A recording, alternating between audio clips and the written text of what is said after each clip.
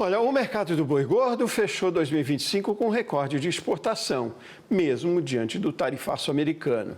Agora as atenções se voltam para 2026, com possíveis medidas de salvaguarda da China e a visita de autoridades japonesas a frigoríficos brasileiros. E eu diria mais sobre também essa questão de isenção ou não isenção mais do México.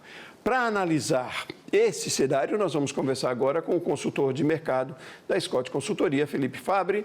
Bom dia, Felipe. Tudo bem, meu caro?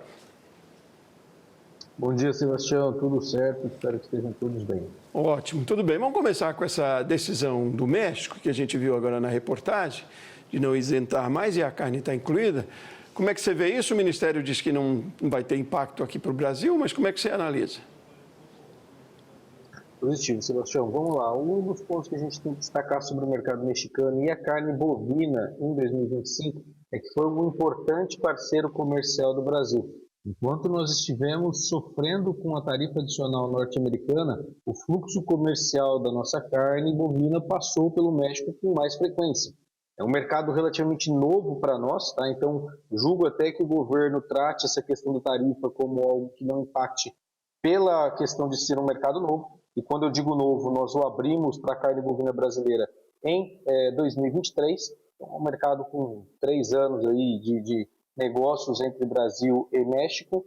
É um mercado que, para a carne bovina brasileira, levou mais de 12 anos a ser conquistado. Então, creio que na avaliação do governo, ele leva em consideração o fato da manutenção da abertura do mercado, mesmo com essas tarifas que já incidiam antes do Plano Nacional de Contenção de Inflação pelo mercado mexicano, né? A gente tem que destacar isso.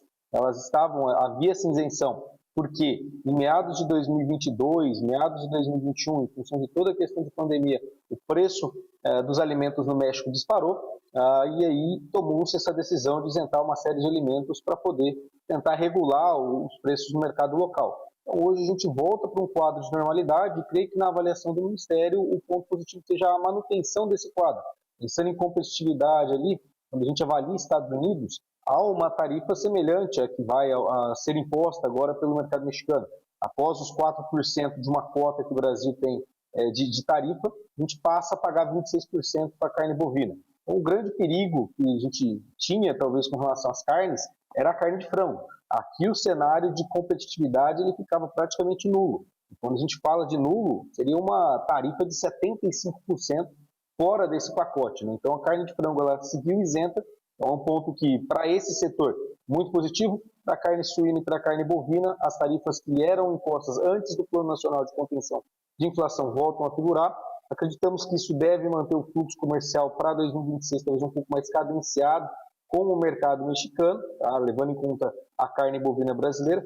Foi um mercado, só para a gente ter alguns números, que movimentou 112 mil toneladas no ano de 2025. Em 2024, movimentou 45 mil toneladas de carne bovina.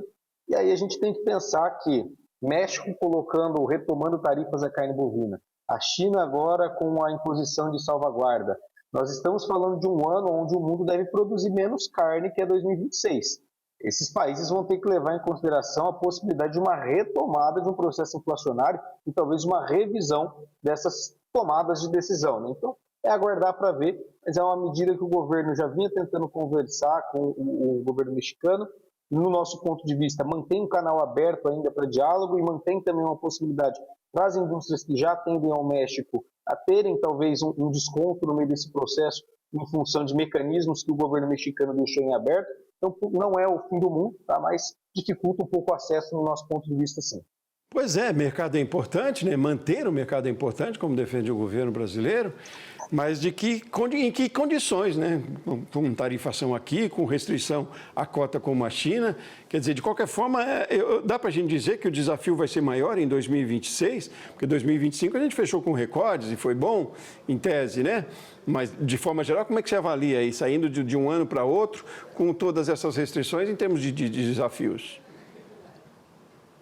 Olha, dá sim para a gente dizer, tá, Sebastião, que vai ser um ano mais desafiador para a exportação brasileira, só que a gente tem que fazer a ressalva, mais uma vez, do fato de que o mundo, no ano de 2026, deve produzir menos carne bovina. E aí, quem é o maior produtor de carne bovina do mundo, junto com os Estados Unidos? O mercado brasileiro. Inclusive, nós superamos eles em 2025. Ou seja, em termos de volume, em termos de entrega, pensando aí em cenário exportador e preços competitivos, é o Brasil quem tem espaço para poder trabalhar dentro desse mercado sem romper contrato, mantendo ali o seu fluxo aos parceiros comerciais. Então, impõe sim um certo desafio, mas eu vejo que na nossa posição como principal produtor e fornecedor de carne no cenário exportador, ela acaba sendo uma facilidade na negociação, nos diálogos entre as partes.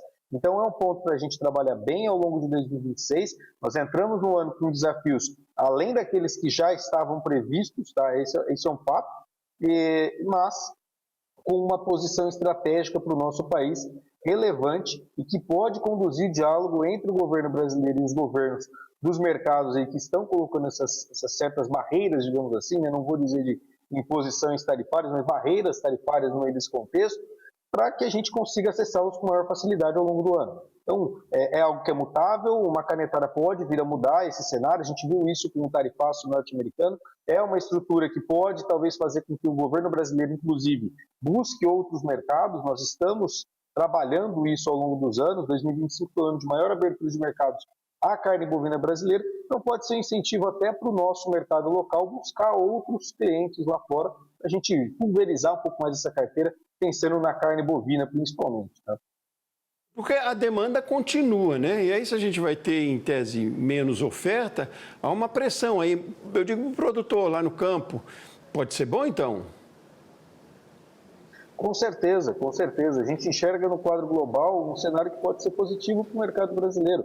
A gente para analisar, a China hoje ela colocou essa questão da salvaguarda, mas a arroba da China, a arroba produzida por lá, está girando em torno de $120.